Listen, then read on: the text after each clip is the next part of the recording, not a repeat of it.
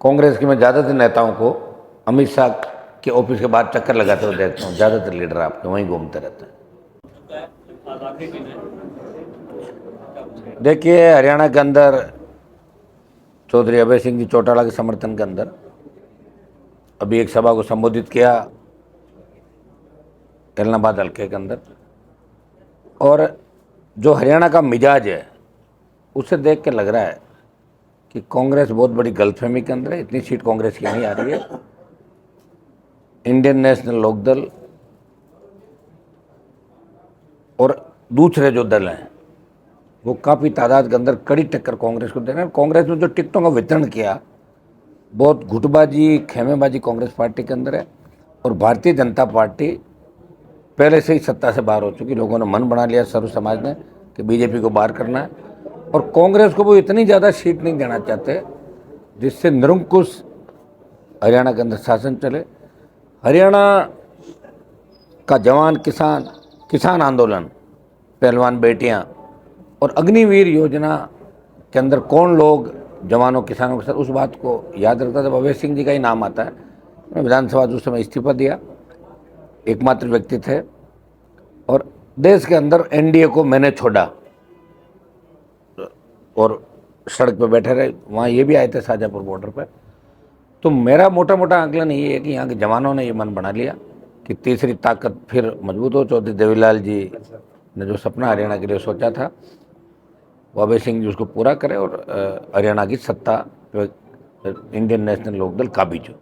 ये लोगों का मिजाज है। एलनाबाद के अंदर आपने जनसभा को संबोधित किया, किस तरह का माहौल बना? बहुत ही जबरदस्त। ये सीट तो जीत रही भारी वोटों से, ये सीट भारी वोटों से जीत रही है। और इन्हें लोग के जो समाचार हरियाणा से आ रहे हैं, मेरे हिसाब से 30 से ज़्यादा सीटों में डायरेक्ट फाइट में इन्हें लोग, कांग्रेस कहीं बीजेपी, इन्हें लोग की फाइट है। और निश्चित रूप से बहुत बड़ा परिवर्तन हरियाणा के अंदर होगा। जब जवान वोट डालने जाएगा, जो पहली बार वोट करेगा वो भी दोनों पार्टियों को देख चुका लंबे समय से, जो वापस इंडियन नेशनल लोकदल के फेवर में वोट करेगा। आपने पहली बार भी चश्मा के सिंबल पर चुनाव लड़ा। 2003 आइडियोलॉजी है, क्योंकि किसान हरियाणा। देखिए, हम लोकदल जनता दल उस फैमिली से हैं। चौधरी देवीलाल जी जुड़ा हुआ हमारा परिवार है। हम लोकदल से, मेरे फादर विधायक थे, जनता दल से थे, और तब से हमारा पारिवारिक रिश्ता इस परिवार के साथ है।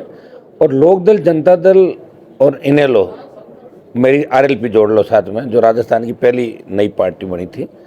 हमारी आइडियोलॉजी जवान और किसान, जहाँ जवान किसान को आवश्यकता हो हम सत्ता को ठोकर मारते हैं, सड़कों पर आ जाते हैं।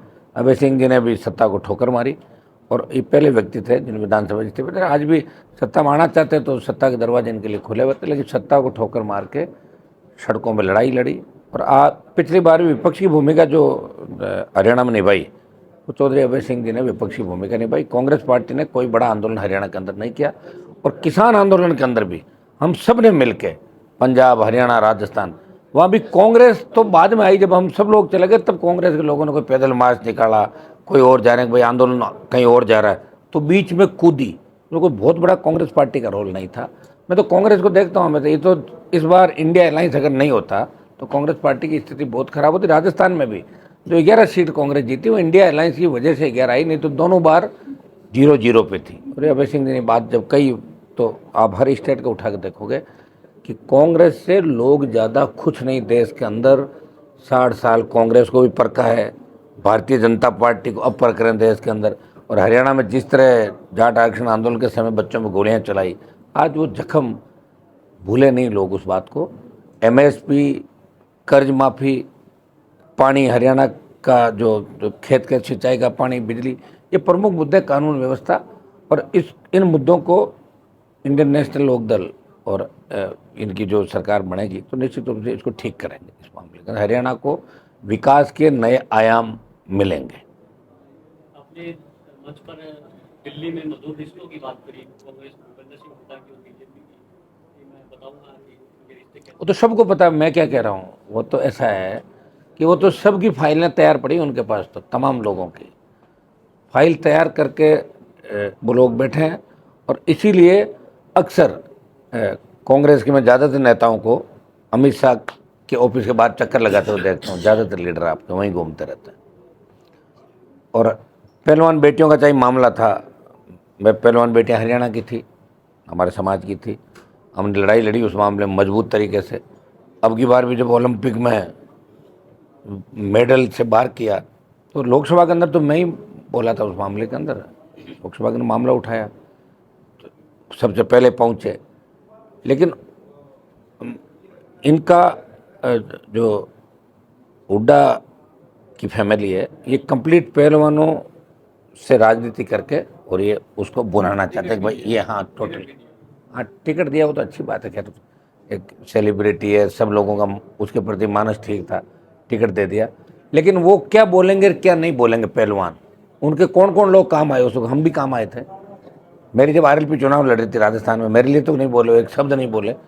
वो क्या बोलेंगे, उनका बयान क्या होगा, वो हुड्डा जी तय करते हैं कि ये बयान उनको देना है, ये काम करना, ये आंदोलन ऐसे करना, ऐसे करना, ये वही उन्होंने चलाया था सारा। लेकिन हमें तो उनका साथ देना था। आगे भी अगर ऐसी आवश्यकता पड़ेगी, किसान के बच्चे परेशान होंगे तो निश्चित रूप से हम साथ देंगे। अग्निवीर योजना को लेके, अग्निवीर खत्म हो, इसको लेके बड़ा आंदोलन करेंगे। एक बार हरियाणा के चुनाव समाप्त हो जाए, हमारे वहाँ भी उपचुनाव है राजस्थान के अंदर 7 जगह, उपचुनाव के बाद, हरियाणा के चुनाव के बाद अभय सिंह जी और हम मिलकर एक बार दिल्ली को वापस घेरेंगे और अग्निवीर को समाप्त कराएंगे, जिससे हमारे बच्चे सेना के अंदर जा सके। सेना के सम्मान को जो ठेस लगी है वो सेना का सम्मान वापस लौटे, इसको लेकर हम बड़े आंदोलन की तैयारी देश भर के अंदर कर रहे हैं।